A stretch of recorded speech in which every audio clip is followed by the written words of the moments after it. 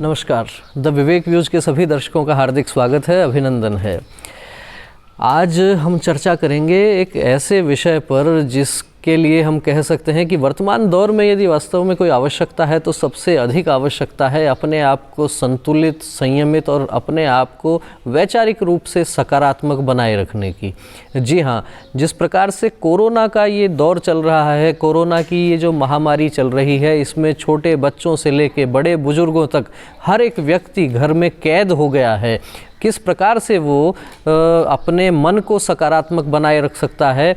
Reports ऐसा कह रही हैं कि पिछला लॉकडाउन था तब से लेके इस लॉकडाउन के बीच में अनेक लोग डिप्रेशन के शिकार हो चुके हैं, स्ट्रेस में लोग आ रहे हैं, घर से बाहर निकलना नहीं हो पा रहा। और ख़ास तौर पर हम बात करें गाँव की, तो जहाँ गाँव में लोगों के साथ मेल मिलाप, स्नेह प्रेम एक गाँव की पहचान हुआ करती है, उन गाँव में भी इस कोरोना वायरस ने जिस प्रकार से दस्तक दी है वह वास्तव में बहुत ही चिंता का विषय है। और गाँव में भी लोग घरों में कैद होने को मजबूर हो गए हैं। केवल इतना ही नहीं, जब आप समाचार पत्र उठाकर पढ़ते हैं या कोई न्यूज़ चैनल यदि आप 20 मिनट 25 मिनट भी देख लेते हैं तो एक ऐसा डर का वातावरण, एक ऐसा भय का वातावरण आपके मन में घर कर जाता है, जिसके कारण व्यक्ति सोचने लगता है कि जो टीवी पर दिखाया जा रहा है कहीं वो लक्षण मेरे अंदर तो नहीं आ रहे हैं।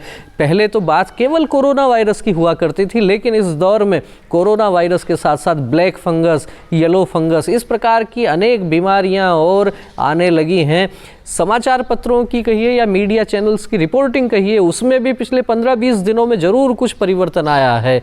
नहीं तो उसके पहले जब ये दूसरी लहर पीक पर थी, उस समय सारे समाचार पत्र, सारे चैनल्स चीख चीख कर केवल ये बता रहे थे कि यहाँ बेड नहीं है, यहाँ हॉस्पिटल में ऑक्सीजन सिलेंडर नहीं है, दवाइयाँ भी आपको प्रॉपर नहीं मिल पा रही हैं, उनकी भी कालाबाजारी हो रही है। सब तरफ से नकारात्मकता का माहौल था और लोगों की कोरोना पॉजिटिव होने की संख्या वो निरंतर बढ़ रही थी। तो इसमें ऐसे में क्या कुछ प्रयोग हो सकते हैं? मैंने अपने साथ में कुछ प्रयोग किया। जिस प्रकार से ये कोरोना के केसेस जब बढ़ने लगे तो मैंने रुख किया अपने गांव की ओर। जी हाँ, जयपुर में कामकाज करते करते और वहाँ रहने के अभ्यस्त होने के बावजूद भी मुझे लगा यदि लॉकडाउन जैसी स्थितियाँ लगती हैं तो शहर में फिर हमारा क्या काम है।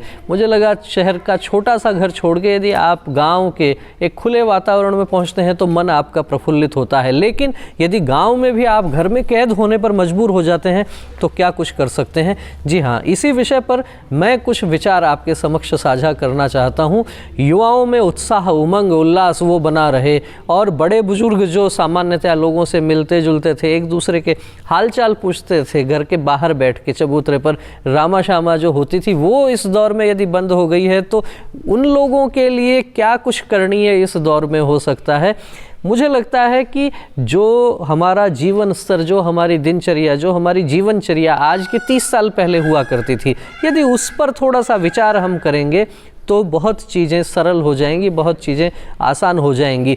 बदलते दौर में कहिए या फिर जिस प्रकार से मल्टीनेशनल कंपनियों में काम करने वाले युवा जिस प्रकार से अपनी दिनचर्या के साथ खिलवाड़ करते हैं, उसको ठीक करने की आवश्यकता है। और तमाम बड़े चिंतक इस विषय पर ये कह रहे हैं कि आपको यदि स्वस्थ रहना है, आपको प्रसन्न रहना है तो आपको प्रकृति के करीब जाना पड़ेगा, आपको प्रकृति के अनुरूप अपना जीवन जीना पड़ेगा। जी हाँ, तो सबसे पहली शुरुआत इस पेंडेमिक में ये हो सकती है कि आप अपने आप को प्रकृति के अनुसार ढालिए। और पहला उसका सूत्र ये हो सकता है कि अपना सोने का और जगने का ये समय आप निश्चित कीजिए।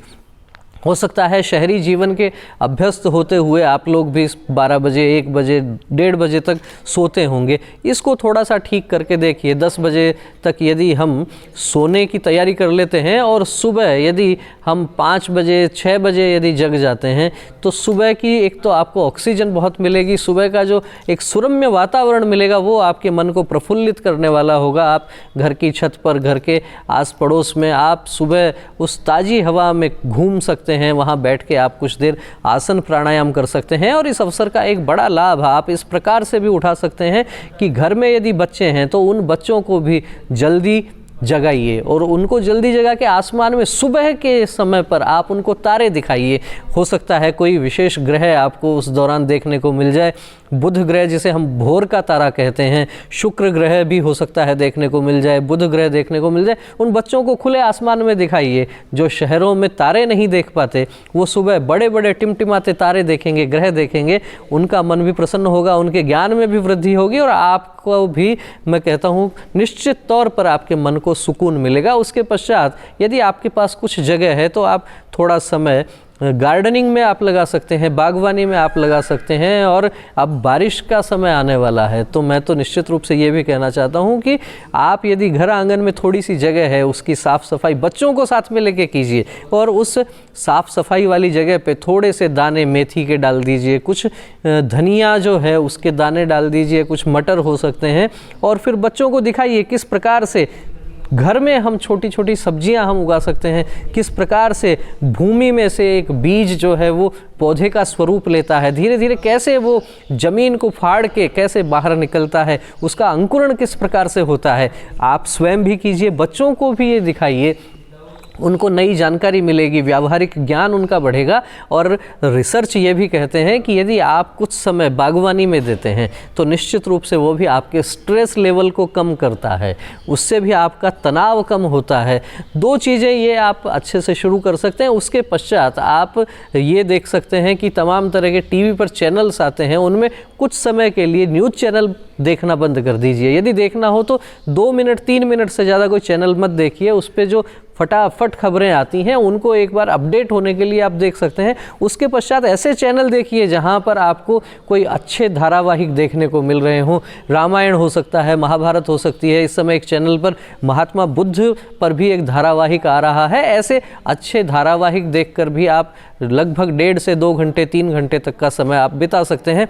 साथ ही घर परिवार में बच्चे हैं, आसपास के यदि बच्चे हैं, उनके मध्य जिस प्रकार से कोविड की जो गाइडलाइंस हैं उनकी पालना करते हुए यदि आप कोई छोटी मोटी प्रतियोगिता अपने आसपास में करवा सकते हो, बच्चों के साथ में शतरंज आप खेल सकते हैं। नहीं उनको आता है तो उनको शतरंज खेलना आप सिखा सकते हैं। उनके साथ कैरम की आप कोई प्रतियोगिता कर सकते हैं। और यदि आसपास में सुरक्षित स्थान है तो बच्चों के साथ में शाम के समय कुछ पारंपरिक खेल आप खेल सकते हैं। उनको खो खो कबड्डी खेलना सिखा सकते हैं, उनके साथ सितोलिया आप खेल सकते हैं। और यदि आपके मनपसंद का कोई खेल है तो निश्चित रूप से वो खेल भी आपको उन बच्चों के साथ खेलना चाहिए। जी हाँ, यदि शाम के समय 1.5 से 2 घंटे का समय यदि आप खेल पर लगाते हैं तो निश्चित रूप से वो आपके लिए भी लाभदायक होगा, बच्चों के लिए भी लाभदायक होगा। और खेल से बड़ा कोई स्ट्रेस बस्टर नहीं है।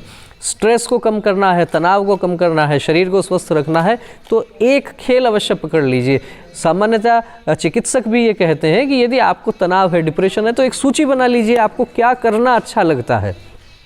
जो काम आपको अच्छा लगता है और वो आपके शरीर के लिए यदि फ़ायदेमंद है तो आप उस पर काम करना प्रारंभ कीजिए। शतरंज की आप प्रतियोगिता बच्चों में करवा सकते हैं, बच्चों में भी एक उत्साह का वातावरण बना रहेगा, साथ ही आप भी उसमें व्यस्त रहेंगे। और ऐसा भी हो सकता है कि घर परिवार में यदि 3-4 बच्चे हैं तो उनको एक तरफ कर दीजिए और आप एक साथ एक तरफ आप हो जाइए, क्या वो आपको चुनौती दे सकते हैं। इस प्रकार से शारीरिक रूप से सक्रियता वाले खेल भी आप खेल सकते हैं, इंडोर गेम्स भी आप खेल सकते हैं। साथ ही साप्ताहिक रूप से आप बच्चों में भी कोई ज्ञानवर्धक प्रतियोगिता भी करवा सकते हैं। जिस प्रकार से रामायण के कुछ अंश आपने बच्चों को सुनाए, कुछ कहानियां आपने बच्चों को 5 दिन 6 दिन तक सुनाई और 7वें दिन रविवार के दिन आप उन सभी कहानियों में से एक कोई प्रतियोगिता बच्चों के साथ करवाइए। तो ये समय ऐसा है कि इस समय को सकारात्मकता के साथ यदि हम जिएंगे तो ये हमारे लिए वरदान भी साबित हो सकता है। सोशल मीडिया पर अनेक स्थानों पर ये विषय भी चला, मैं भी उस विषय की आपसे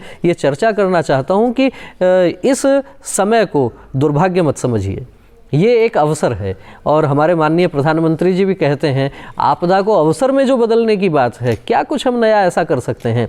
हम इस समय का सदुपयोग इस प्रकार से भी कर सकते हैं। यदि सकारात्मक मानसिकता की बात करें, कितने लोग ऐसे होंगे जो सुबह से रात तक अपने काम में लगे रहते थे, जो ये सोचते थे कि काश मुझे ऐसा अवसर मिले कि मैं घर परिवार के साथ 15 दिन की छुट्टियां बिताऊं। ईश्वर ने आपकी सुन ली है, जी हाँ, ईश्वर ने आपको अवसर दिया है कि आप परिवार के साथ रहिए। आप माता पिता से अलग यदि किसी अन्य स्थान पर रहते हैं तो आपको अवसर दिया है ईश्वर ने, माता पिता के साथ रहिए। बच्चे क्या कहा करते थे, काश हमारी 4 दिन की छुट्टी एक साथ आ जाए। उनको भी अवसर मिला है, ईश्वर ने उनकी भी सुनी है। और व्यक्ति जो सोचता था थोड़े समय के लिए, वो समय थोड़ा सा बढ़ गया है, लेकिन उसमें क्या कुछ नए प्रयोग हो सकते हैं। क्या आप पढ़ने लिखने के शौकीन हैं? क्या कोई नई पुस्तक आपने पढ़ना प्रारंभ की है? क्या इस लॉकडाउन के दौरान आप कुछ और नया ज्ञान अर्जन कर सकते हो? क्या गांव हमारा, हमारी ढाणी, हमारा मोहल्ला ये अच्छा बने, ये प्राकृतिक रूप से संपन्न बने, उसके लिए आप कुछ काम कर सकते हैं। बारिश का मौसम आने वाला है, जल संरक्षण के लिए आप काम कर सकते हैं। आपके गांव मोहल्ले ढाणी में यदि पेयजल की समस्या है, वर्षा के जल को सहेजने को लेकर आप काम कर सकते हैं। घर परिवार में जिस प्रकार से हमने बात की, छोटे छोटे प्रयोग करके कुछ सब्जियां उगाने का काम हम कर सकते हैं। पहले पुराने दौर में हम देखते थे हर घर में 2-4 सब्जियां हर कोई व्यक्ति लगाता था। इस प्रकार के कुछ प्रयोग हो सकते हैं।